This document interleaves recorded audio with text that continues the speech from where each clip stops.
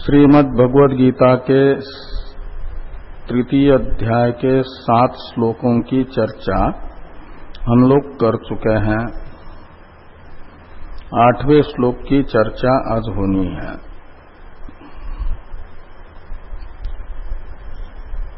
अर्जुन कर्म में अनिष्ट साधनत्व भ्रम से देख रहा है। जो अर्जुन का कर्तव्य कर्म है युद्ध, उसमें अर्जुन की भ्रांति से अनिष्ट साधनत्व बुद्धि हुई है और इसीलिए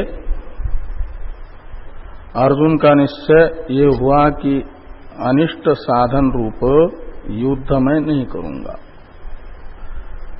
भगवान ने देखा अर्जुन के विपरीत निश्चय को, तो इस विपरीत निश्चय का निवर्तक यथार्थ निश्चय हो ऐसे प्रमाणभूत श्लोकों का उपदेश भगवान ने किया अर्जुन को।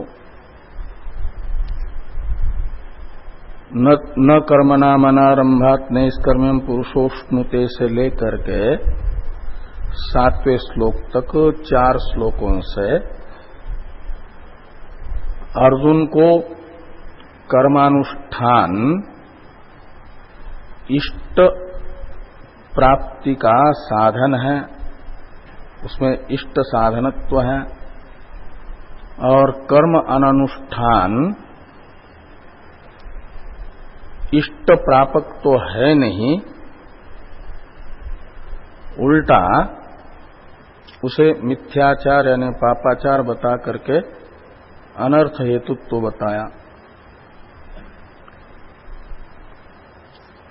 तो कर्म अननुष्ठान अनर्थ प्रापक है कर्माधिकारी को, और कर्मानुष्ठान इष्ट प्रापक है। इस अर्थ के प्रतिपादक ये 4 श्लोक हैं। इनसे ये अर्थ निरूपित हुआ कि कर्माधिकारी को नित्य कर्म अवश्य करना ही चाहिए, नैष्कर्म्य भाव प्राप्त करना हो तो। इसी अर्थ को बताया जा रहा है यतः एवं इत्यादि अवतरण भाष्य से और 8वें श्लोक से। यतः एवं अतः, यतः यानी यस्मात् कारणात् एवं, और एवं शब्द इन 4 श्लोकों के द्वारा उक्त अर्थ का परामर्शक है। तो एवं का अर्थ निकलेगा कर्म अननुष्ठान अनिष्ट साधन है और कर्मानुष्ठान इष्ट साधन है, जिस कारण से। अतः इसलिए अर्जुन का जो इष्ट है श्रेय, उसका साधनभूत जो कर्म है वह करना ही चाहिए अर्जुन को, यानी अर्जुन से उपलक्षित कर्माधिकारी को।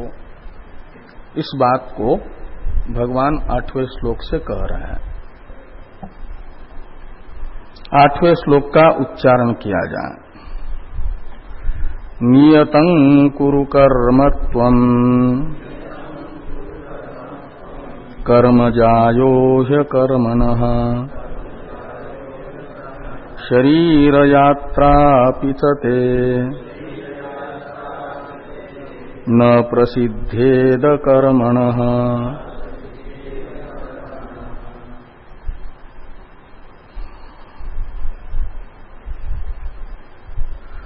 त्वं नियतं कर्म कुरु। यतः एवं अतः त्वं नियतं कर्म कुरु। तो जिस कारण से कर्मानुष्ठान इष्ट प्राप्ति का साधन है। इसी कारण से तुम्हें जो इष्ट श्रेय प्रापक अंतःकरण शुद्धि ज्ञान द्वारा श्रेय प्रापक कर्म है, वो नित्य कर्म, उसका अनुष्ठान करना ही चाहिए, नित्य नैमित्तिक कर्म का। नियत कर्म उसे नित्य कर्म को कह रहे हैं। नित्य कर्म ये उपलक्षण है नैमित्तिक कर्म का भी।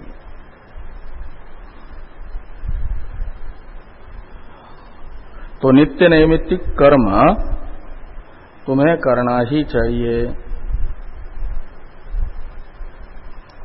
कहा क्यों? तो पूर्व में जो उक्त अर्थ है उसी का संक्षेप में हेतु के रूप में कथन कर रहा है। कर्मानुष्ठान में इष्ट साधनत्व है, अनुष्ठान में अनिष्ट साधनत्व है, इष्ट साधनत्व नहीं है।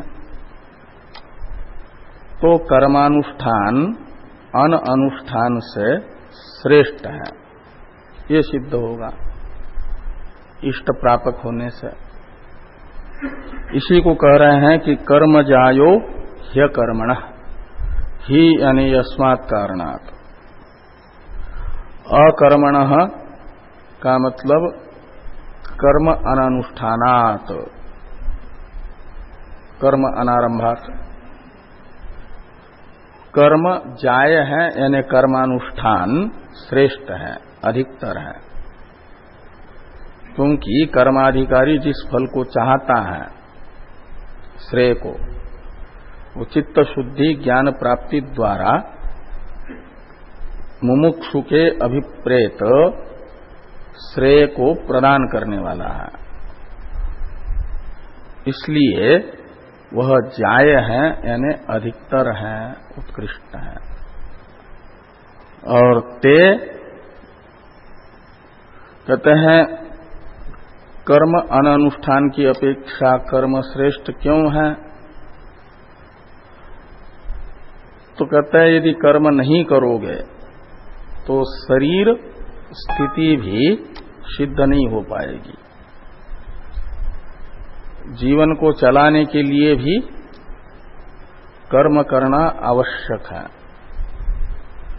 शरीर यात्रा पीचते न प्रसिद्धेद अकर्मण, अकर्मण ते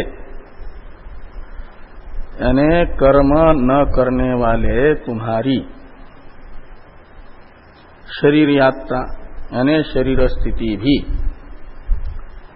न प्रसिद्धेत यानी सिद्ध नहीं होगी, उत्पन्न नहीं होगी।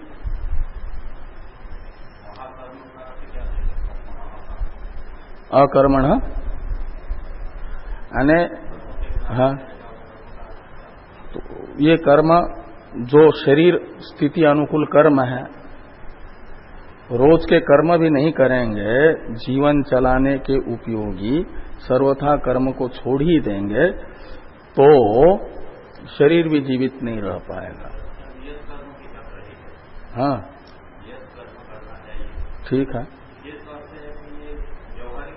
तो व्यावहारिक कर्म, तो ये कहा जा रहा है जब व्यावहारिक कर्म करने से भी शरीर स्थिति नहीं चलती है सर्वथा, तो जो अलौकिक फल है श्रेय, जो लौकिक फल है दृष्ट, वह भी बिना कर्म के तद अनुकूल कर्म किए बिना सिद्ध नहीं होता।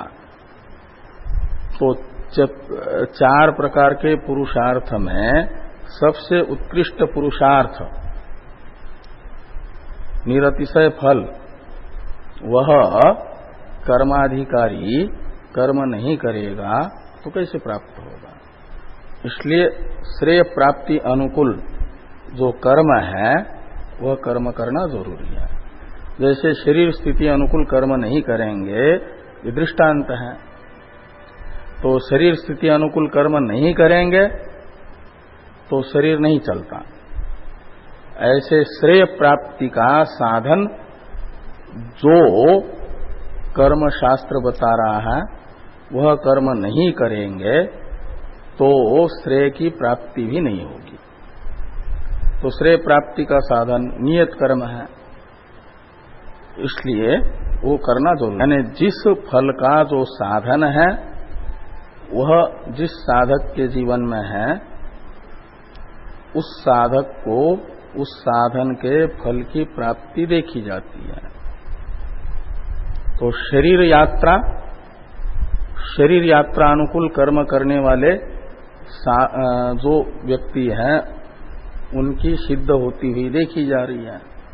शरीर यात्रा अनुकूल कर्म जो नहीं करते हैं उनकी वह यात्रा संपन्न नहीं हो पाती। जैसे ऐसे श्रेय प्राप्ति नैष्कर्म्य भाव की प्राप्ति का साधन जो कर्म बताया जा रहा है वो नहीं करेंगे तो नैष्कर्म्य भाव प्राप्त नहीं होगा। ये उदाहरण है एक प्रकार से।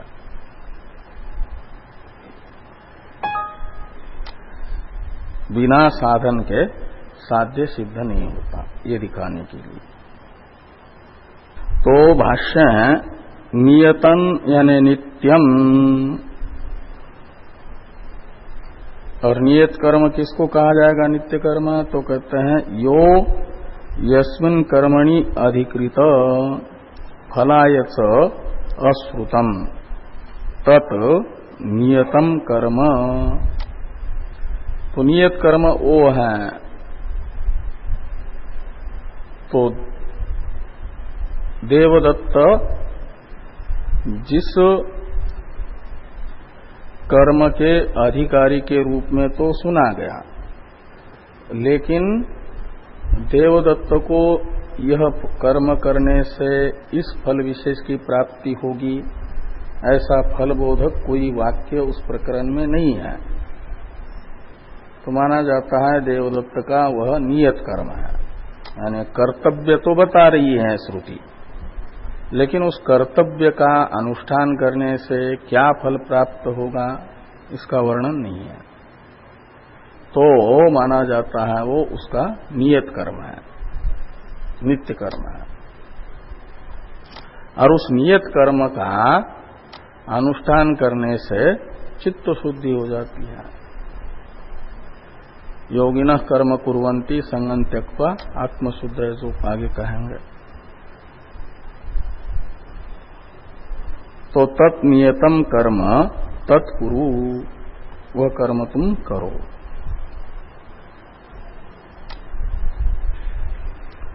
हे अर्जुन, तो यतः कर्म जायः यानी अधिकतरम फलतो यस्मात्, अकर्मणः यानी अकरणात् अनारंभात्, कर्म न करने से जिस कारण से कर्म का करना फल प्रापक होने के कारण जाय है, यानी अधिकतर है, श्रेष्ठ है।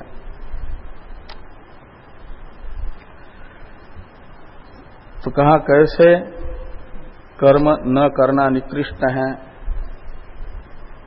और कर्म करना श्रेष्ठ है?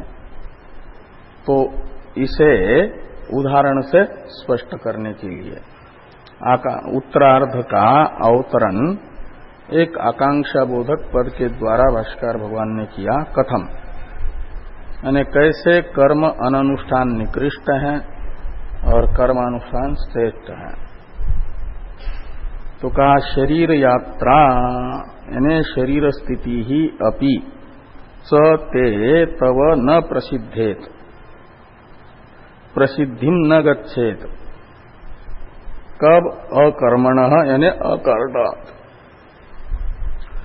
शरीर स्थिति अनुकूल कर्म तुम छोड़ दोगे, कुछ भी नहीं करोगे, तो अकर्मा होकर के बैठोगे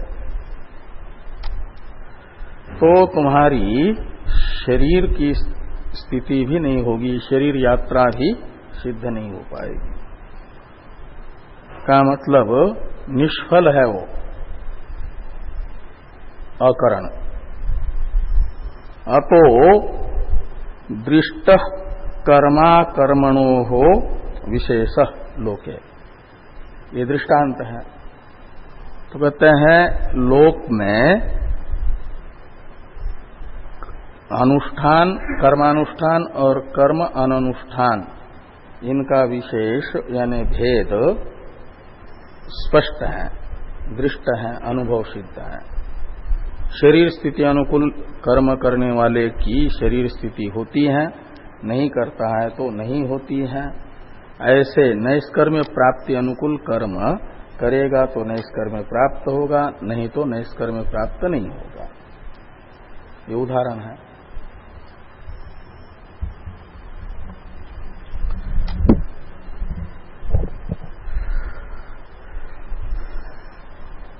अर्जुन के मन में और एक शंका थी,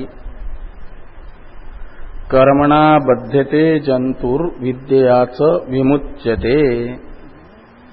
यह श्रुति बताती है कि कर्म बंधन का कारण है, और इस शास्त्र वचन को आधार बना करके एक भ्रम हुआ अर्जुन के मन में कि कर्म मात्र बंधन का हेतु है और ज्ञान ही श्रेय प्राप्ति का साधन है।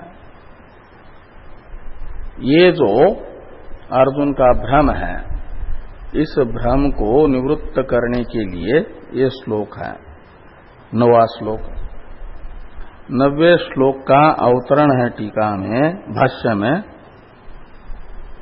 यच्च मन्यसे बंधार्थत्वात् कर्म न कर्तव्यम इति तदपि असत्।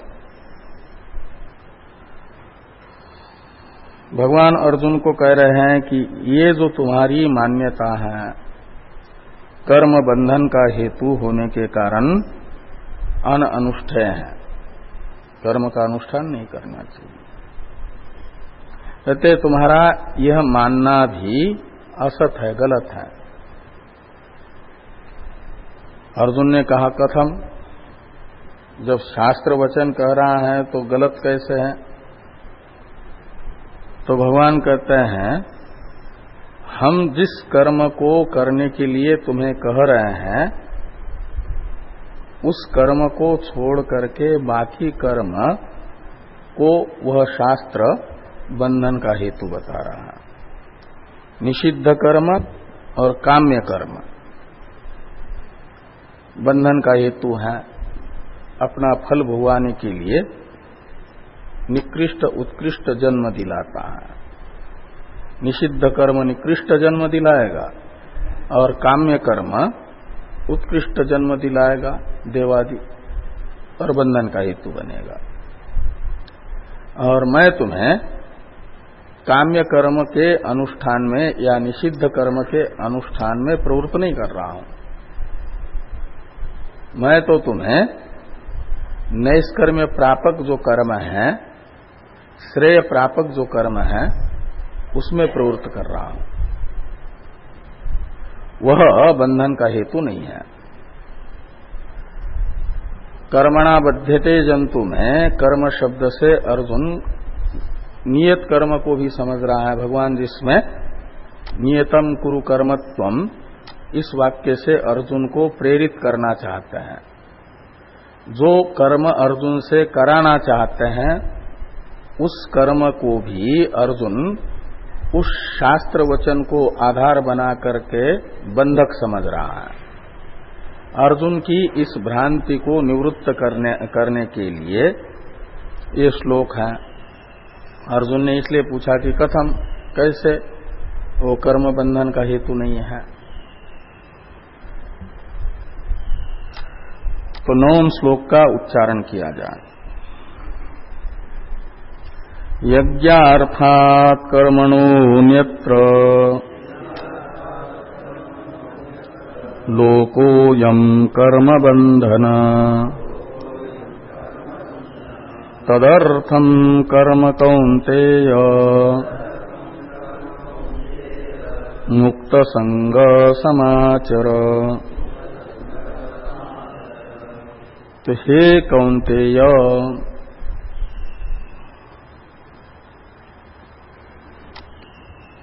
अयम लोकः यज्ञार्थात कर्मणो अन्यत्र कर्म बंधन।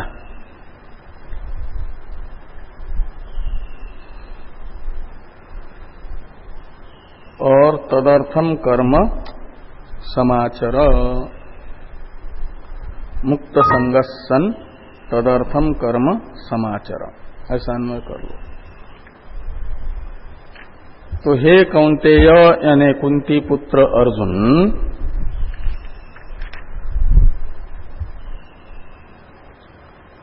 कर्म बंधन का हेतु है करके जो शास्त्र कह रहा है, कर्मणा बध्यते जंतुर में कर्म है यज्ञार्थ कर्म से अतिरिक्त कर्म, अन्यत्र शब्द से ग्राह्य कर्म। अन्यत्र का अर्थ है अन्येन, तृतीयांत से त्रल प्रत्यय है, सार्वविभक्तिक त्रल है। अन्यत्र का अर्थ है अन्येन कर्मणा। तो किस कर्म से अन्य कर्म, अतिरिक्त कर्म? तो यज्ञार्थ कर्म से अतिरिक्त कर्म, कर्मण से लेना तो पंचमेंत है। तो यज्ञार्थ कर्म से जो अतिरिक्त कर्म है, उस कर्म से वो शास्त्र वचन कह रहा है बंधन की प्राप्ति होती है। तो यज्ञार्थ कर्म में यज्ञ शब्द का अर्थ है यज्ञो वै विष्णु। इस श्रुति के अनुसार यज्ञ शब्द का अर्थ है विष्णु। विष्णु यानी परमात्मा, व्यापनशील तत्व। विष्णु शब्द का अर्थ निकलता है व्यापनशील, सर्वगत, अपरिछिन्न तत्व। और जो सर्वगत परमात्मा है वह यज्ञ है। यज्ञार्थात में यज्ञ शब्द का अर्थ है परमात्मा। इसलिए यज्ञ है और यज्ञ शब्द से लेना यज्ञ की प्राप्ति लक्षणा से। वाच्यार्थ तो है परमात्मा और लक्षार्थ होगा परमात्मा की प्राप्ति। है अर्थ यानी प्रयोजन जिस कर्म का, उस कर्म को कहा जाएगा यज्ञार्थ कर्म। यज्ञ के लिए यानी परमात्मा प्राप्ति के लिए किया जाने वाला कर्म। परमात्मा तो स्वरूप होने के कारण नित्य प्राप्त है और उसकी प्राप्ति के लिए कर्म करने का अर्थ है उसकी प्राप्ति के प्रतिबंधकों की निवृत्ति के लिए कर्म। तो परमात्मा की प्राप्ति में प्रतिबंधक है पूर्व उपार्जित दुरित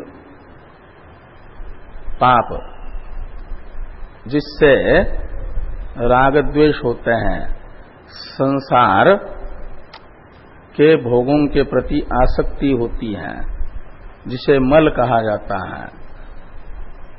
संसार अंतःपाती शब्दादि विषयों के भोग की कामना, यह प्रतिबंधक है परमात्मा प्राप्ति का। परमात्मा तो स्वरूप है, इसलिए नित्य प्राप्त है। नित्य प्राप्त होने पर भी हमारे अंतःकरण में जो विद्यमान सांसारिक पदार्थों की कामनाएं हैं, वे कामनाएं नित्य प्राप्त परमात्मा की अनुभूति नहीं होने देती। इसलिए उन कामनाओं की निवृत्ति वही अशुद्धि है, उसी को मल कहा जाता है। और उस मल की निवृत्ति ये हो जाएगी यज्ञ की प्राप्ति। प्रतिबंध हट जा। ब्रह्मविद आपनोति परम में पर की प्राप्ति का स्वरूप ही कहा अविद्या की निवृत्ति। अविद्या ही प्रतिबंध है, वो कार्य अविद्या मूल अविद्या दोनों, तो उसकी निवृत्ति ही परमात्मा की प्राप्ति है। ऐसे कर्म से परमात्मा की प्राप्ति का अर्थ निकलेगा परमात्मा प्राप्ति में प्रतिबंधक कामनाओं की निवृत्ति। तो ऐसे कर्मों को, जिन कर्मों से होती है, उन कर्मों को कहा जाता है यज्ञार्थ कर्म। मल नामक दोष के निवर्तक कर्म। प्रसिद्ध 3 साधन है, अलग अलग 3 दोषों के निवर्तक। मल नाम का जो दोष है कर्म से निवृत्त होता है, उसी कर्म को यहां पर कर्म शब्द से लेना है। कर्मणो न्यत्र में कर्म है साधक के चित्तगत मल नामक दोष का निवर्तक, और मल नामक दोष है परमात्मा प्राप्ति में प्रतिबंधक। परमात्मा की प्राप्ति है परमात्मा की अनुभूति, और उस अनुभूति का बाधक है, अनुभूति नहीं होने देता है, प्रतिबंधक है मल, और उसका निवर्तक है कर्म, नियत कर्म। इसलिए उस नियत कर्म को कहा जा रहा है यज्ञार्थ कर्म। तो यज्ञार्थात कर्मणः अन्यत्र का अर्थ निकलेगा चित्त शुद्धि के हेतुभूत नियत कर्म से अतिरिक्त कर्म। अन्य न कर्मणा, अन्यत्र शब्द से लेना, वो है चित्त में संसारासक्ति बढ़ाने वाला कर्म। वो संसार में, संसार विषयक चित्त में आसक्ति बढ़ाने वाला कर्म है निषिद्ध कर्म, काम्य कर्म। उससे संसार विषयक आसक्ति चित्त में दृढ़ होती है, बढ़ती है। इसलिए यहां अन्यत्र शब्द से संसार विषयक आसक्ति को चित्त में दृढ़ करने वाला कर्म वो लेना है, और वो बंधन का हेतु है। ऐसा कर्मणा बध्यते जंतु, ये शास्त्र वचन कह रहा है। वहां कर्म शब्द से निषिद्ध कर्म और काम्य कर्म लिया गया, और यहां पर भगवान नैष्कर्म्य प्राप्ति का साधन जिस कर्म को बता रहे हैं वह कर्म है नियत कर्म। और यह नियत कर्म तो बंधन से छुड़ाने वाला है। एवं तो नान्य थे तो स्थि न कर्म लिप्यते नरे, यह ईशावास्योपमंत्र ये बता रहा है। हाँ, निष्काम कर्म, नित्य कर्म। तो यज्ञार्थात कर्मणो यत्र अयम लोकः, यानी ये मनुष्य कर्म बंधन, कर्म है बंधन जिसका, उसे कहा जाता है कर्म बंधन, बहुरी समास है। और बंधन शब्द का अर्थ है बध्यते अनिनैति बंधनम, इसी उत्पत्ति के अनुसार बंधन का साधन। तो कर्म है बंधन का साधन जिसके, उसे कहा जाएगा कर्म बंधन। तो ये जो लोक शब्दित मनुष्य है उसके बंधन का साधन जो कर्म है वह यज्ञार्थ कर्म से अतिरिक्त कर्म है। निषिद्ध और सकाम कर्म से मनुष्य बंधन में पड़ता है। इसलिए हे कौन्तेय, तुम मुक्त संग सन, संग शब्द का अर्थ है फलासक्ति, कर्म फलासक्ति, और वो कर्म फलासक्ति मुक्त यानी कर्म फलाशक्ति से मुक्त होकर के, मुक्त संग होकर के का अर्थ है, अर्थात निष्काम भाव से। तदर्थम कर्म कुरु, तदर्थम में तत्का अर्थ है यज्ञ, इसलिए तदर्थ यानी यज्ञार्थ कर्म जो है परमात्मा प्राप्ति का उपायभूत जो कर्म है, नैष्कर्म्य प्राप्ति का उपायभूत जो कर्म है नियत कर्म, वह करो। तदर्थम कर्म कौन्तेय मुक्त संग समाचर। यज्ञो वै विष्णुः इति श्रुतेर यज्ञः ईश्वरः। यज्ञार्थात कर्मणोऽन्यत्र इस पादस्थ प्रथम पद में जो पूर्व पद है यज्ञ, सामासिक पद है यज्ञार्थ, उसमें यज्ञ शब्द का अर्थ है ईश्वर। यज्ञ ईश्वर, कहा यज्ञ शब्द का अर्थ ईश्वर कैसे है, तो कहते हैं यज्ञो वै विष्णु, यह श्रुति विष्णु को यज्ञ बता रही है। विष्णु यानी ईश्वर, व्यापक तत्व। और तदर्थम यत् क्रियते तत् यज्ञार्थम कर्म, और ईश्वर के लिए जो कर्म किया जाता है उसे कहा जाता है यज्ञार्थ कर्म। ईश्वर के लिए कर्म करने का अर्थ है ईश्वर प्राप्ति के प्रतिबंधक की निवृत्ति के लिए कर्म, वो है चित्त शुद्धि के लिए किया जाने वाला कर्म। और तस्मात् कर्मणः अन्यत्र यानी अन्येन कर्मणा लोकः अयम अधिकृतः कर्मकृत। कर्माधिकारी जो मनुष्य है वो यहां पर लोक शब्द से लेना, सभी मनुष्य भी नहीं, जो कर्माधिकारी मनुष्य है। वो कर्माधिकारी मनुष्य कर्म बंधन में पड़ता है, लेकिन कौन से कर्म से, तो यज्ञार्थ कर्म से अतिरिक्त कर्म से बंधन में पड़ता है, यानी फल भोगने के लिए किए हुए कर्म का फल भोगने के लिए जन्म लेता है, ये बंधन में पड़ना है। वो कौन से कर्म से, तो यज्ञार्थ कर्म से अतिरिक्त कर्म से उसे जन्म मिलता है। और यज्ञार्थ कर्म जन्म का हेतु नहीं बनता, उल्टा पूर्व उपार्जित जो प्रतिबंधक है उसका निवर्तक बन जाता है।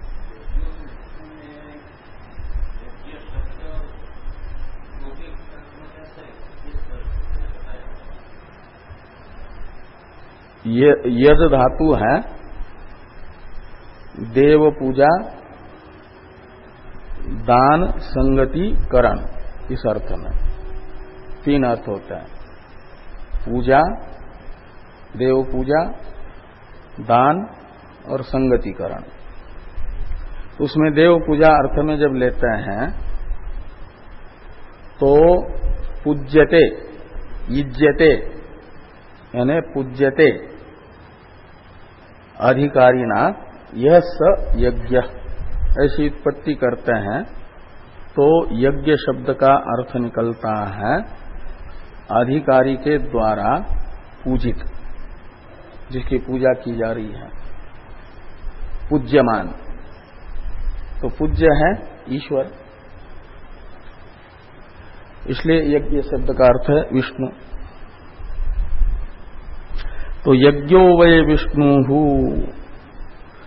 इति श्रुतेर यज्ञ ईश्वर, यज्ञ है ईश्वर। और तदर्थम यत् क्रियते तत् यज्ञार्थम कर्म, और तस्मात् कर्मणः अन्यत्र यानी अन्येन कर्मणा लोकोयम यानी अधिकृतः कर्मकृत कर्मबंधन। कर्म बंधन पद सामासिक है, उसका विग्रह कर रहे हैं। कर्म बंधनम यस्य स अयम कर्म बंधन लोक। तो ईश्वर प्राप्ति का साधनभूत जो कर्म, उससे अतिरिक्त कर्म ही कर्माधिकारी के बंधन का हेतु बनता है। ये अर्थ निकला। वो हुआ अतिरिक्त कर्म, निषिद्ध कर्म और काम्य कर्म।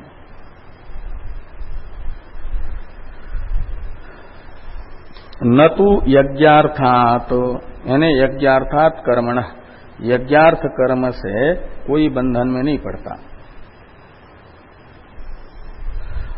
अतः यानी जिस कारण से कर्म दो प्रकार का हुआ, एक बंधक कर्म और एक बंधन से छुड़ाने वाला कर्म।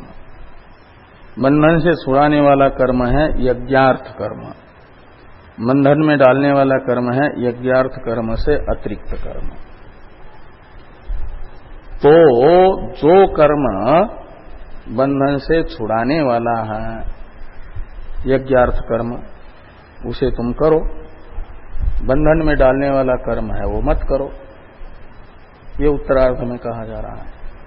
तो कहते हैं अतः तदर्थम यानी यज्ञार्थम कर्म, ये है बंधन से छुड़ाने वाला कर्म। हे कौन्तेय मुक्त संगस यानी कर्मफल संग वर्जित सन समाचर, उसका अनुष्ठान करो। समाचार का अर्थ कर दिया निर्वर्तया, निर्वर्तन करो यानी संपन्न करो कर्म को। ठीक ठीक परमात्म प्राप्ति का साधनभूत कर्म करने में अपनी शक्ति तथा संसाधनों का उपयोग करो।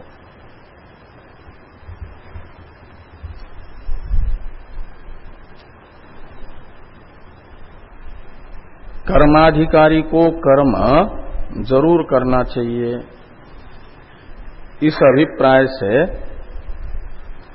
कर्मानुष्ठान में, नियत कर्मानुष्ठान में जो कर्माधिकारी हैं उसकी इष्ट साधनत्व बुद्धि पहले कराई, और कर्म मात्र बंधन का हेतु नहीं, इसे समझाने के लिए कर्म के अवान्तर दो भेद कर दिए भगवान ने।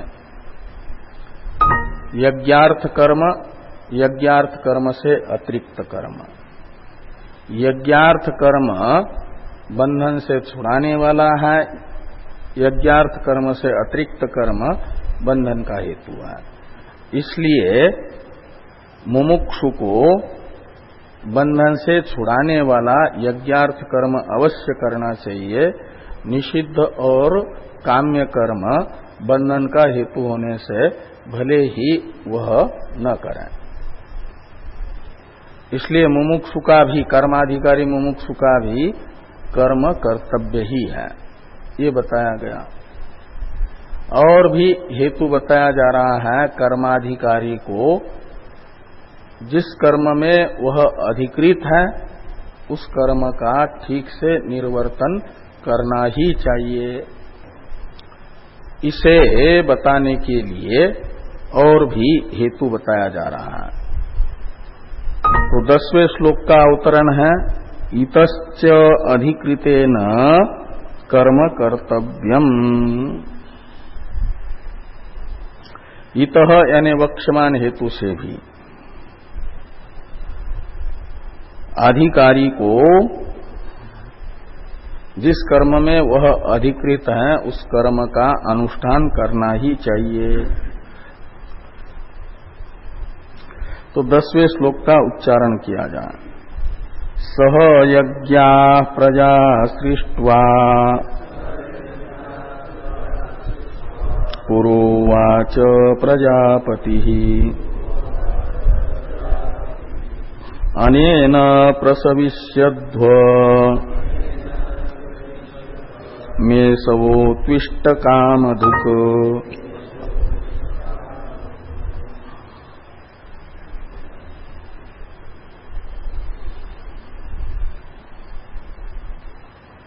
सह यज्ञा प्रजा पुरा सृष्ट्वा प्रजापति वाच।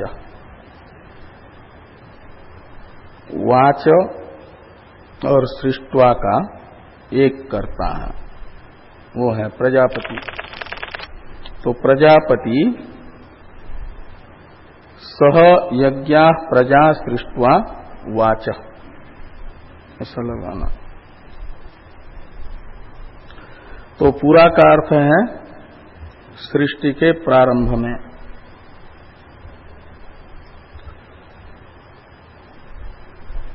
ईश्वर ने तो बना दिया सूक्ष्म भूतों को, सूक्ष्म भूतों से सूक्ष्म समष्टि शरीर, वेष्टि शरीर को, और फिर समष्टि शरीर में जैसे समष्टि शरीर बना, समष्टि बुद्धि बनी, तो पूर्वकल्पीय जो उपासक था, जिसकी हिरण्यगर्भ की अहंग्रह उपासना परिपक्व हो गई थी, और पूर्वकल्पीय हिरण्यगर्भ की आयु पूर्ण होने के कारण प्राकृत प्रलय हुआ था। प्राकृत प्रलय में संस्कारात्मना सब रहते हैं, और फिर जब प्रलय का काल समाप्त होता है, कल्पांतर के सृष्टि का समय आता है, तो भगवान ये सब करते हैं। तो पूर्वकल्पीय जो उपासक है, हिरण्यगर्भ बनने की साधना जिसकी पूर्ण हो गई है, उसे उस समष्टि सूक्ष्म शरीर में अभिमान करा करके प्रजापति के रूप में नियुक्त करते हैं। तो यो ब्रह्मांडम विदधाति पूर्वम यो वै वेदांश प्रहिणोति तस्मै के अनुसार वही ब्रह्मा जी हैं, और उन्हें वेद देते हैं, और फिर कहते हैं कि अब स्थूल सृष्टि को पंचीकरण पूर्वक आप बना लो। और वो समष्टि बुद्धि रूप जो उपाधि है हिरण्यगर्भ की, संसार में सबसे शुद्ध उपाधि है, उससे शुद्ध उपाधि और कोई नहीं होती कार्य उपाधि में। इसलिए उन्हें वो सब वेद का स्फुरण हो जाता है परमात्मा के द्वारा प्रदत्त, और फिर पंचकरण पूर्वक जगत को बना लेते हैं, और स्थूल शरीर बन गए 84 लाख प्रकार के। तो 84 लाख प्रकार के स्थूल शरीरों में मनुष्य शरीर भी आ गया। मनुष्यों में फिर वेद विहित जो साधन है, उस साधन के अधिकारी मनुष्य, यहां पर प्रजा शब्द से लेना, तो हिरण्यगर्भ रूप जो प्रजापति हैं, वे वेद प्रतिपादित साधन, जिसे यहां यज्ञ कहा जा रहा है, सहयज्ञ, यज्ञार्थात कर्मणो न्यत्र, यहां पर भी यज्ञ शब्द है, और सहयज्ञ प्रजा सृष्ट्वा में भी यज्ञ शब्द है। लेकिन यहां पर यज्ञ शब्द है वेद विहित कर्म का परामर्शक, और यज्ञार्थात कर्मणो न्यत्र लोकोयम कर्म बंधन में यज्ञ शब्द है ईश्वर का वाचक। इसलिए शब्द एक होने पर भी और अंतर बस ये 2 श्लोकों का है।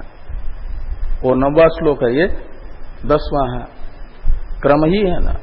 तो पूर्व श्लोक में प्रयुक्त जो यज्ञ शब्द है, यज्ञार्थात कर्मणो नेत्र, इस 90 श्लोक में वहां यज्ञ शब्द का अर्थ है ईश्वर, और सह यज्ञ प्रजा सृष्ट्वा में यज्ञ शब्द का अर्थ है वेद विहित साधन, कर्म, कर्म के लिए यज्ञ शब्द है।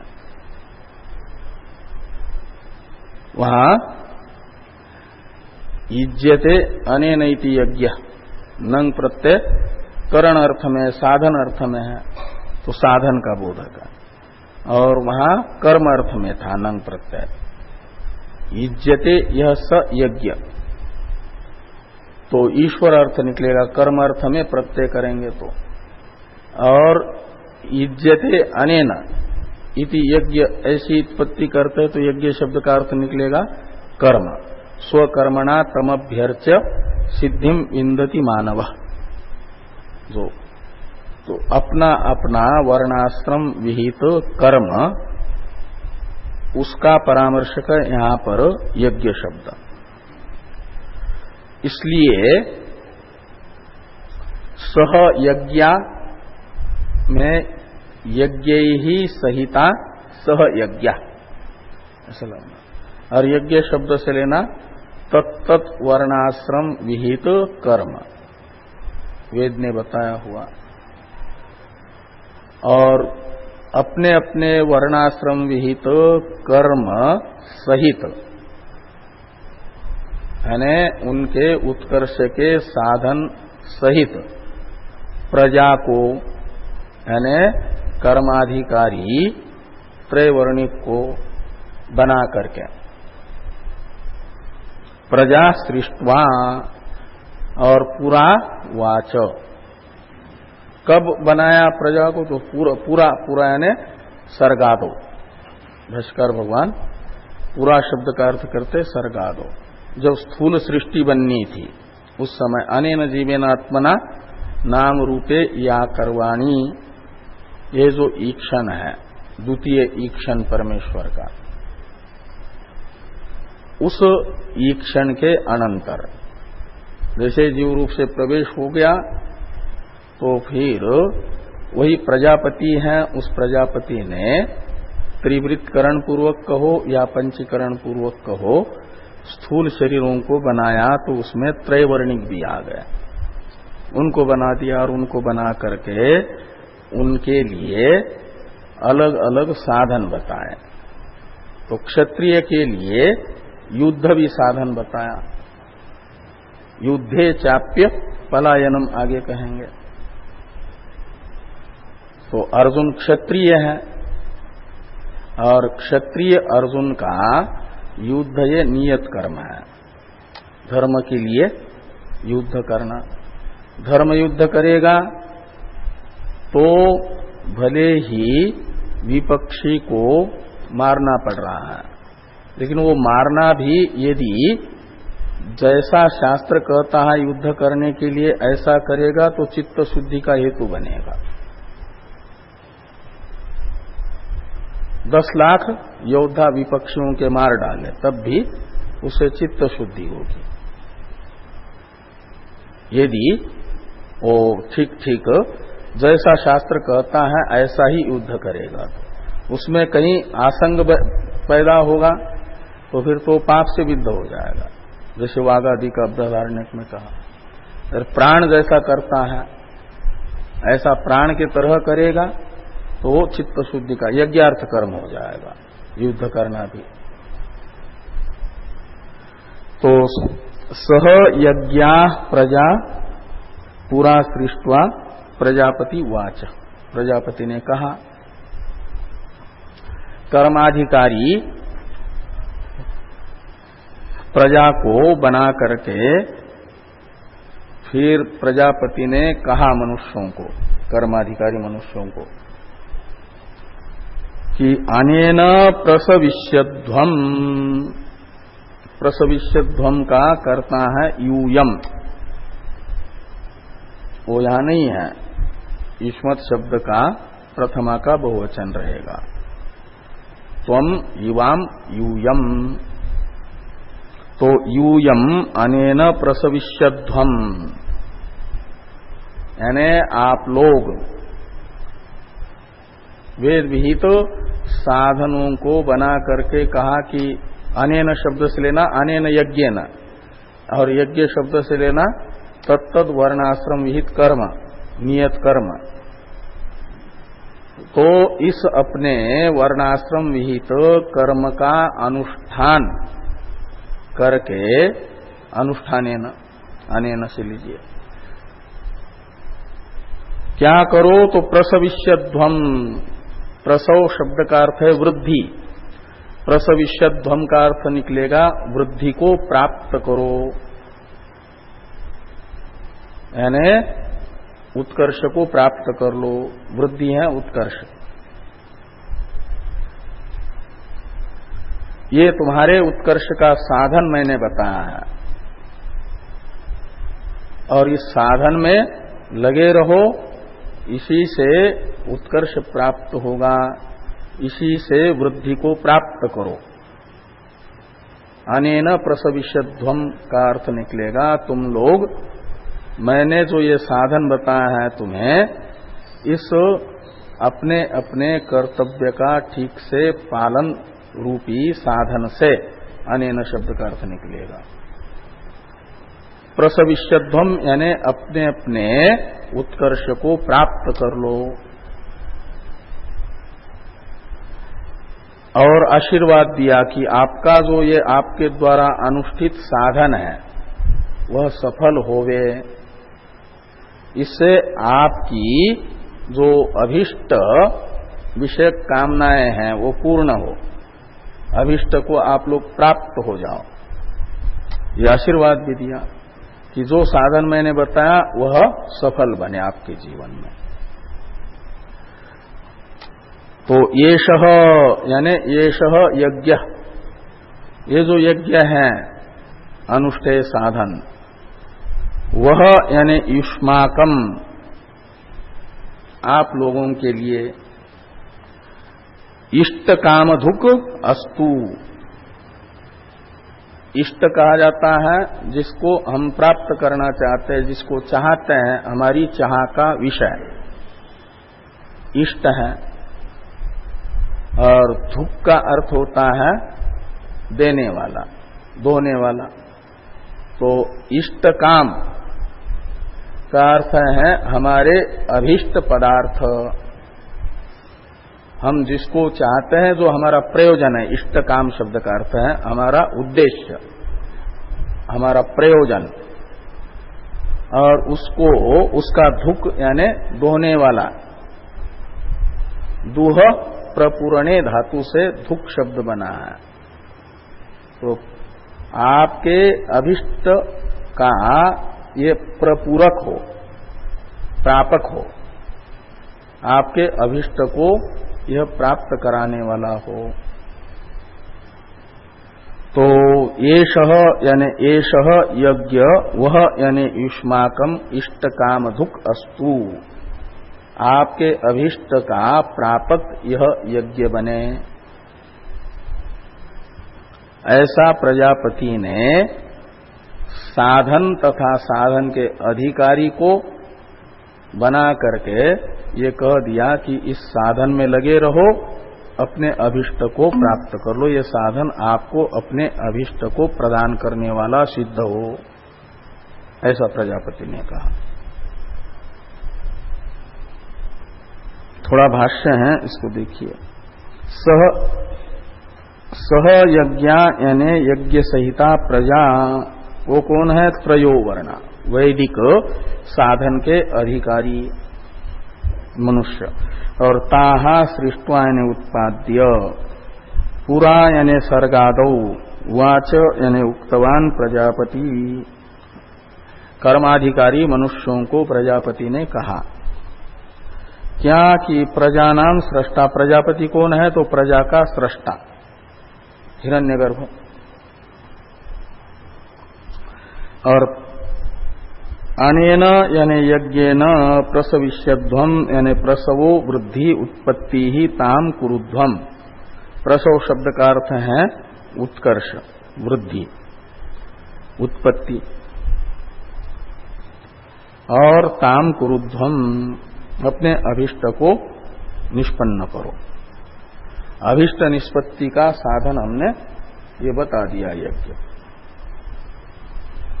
येषः यानी यज्ञो, वह यानी युष्माकम, अस्तु यानी भवतु इष्टकामधुक।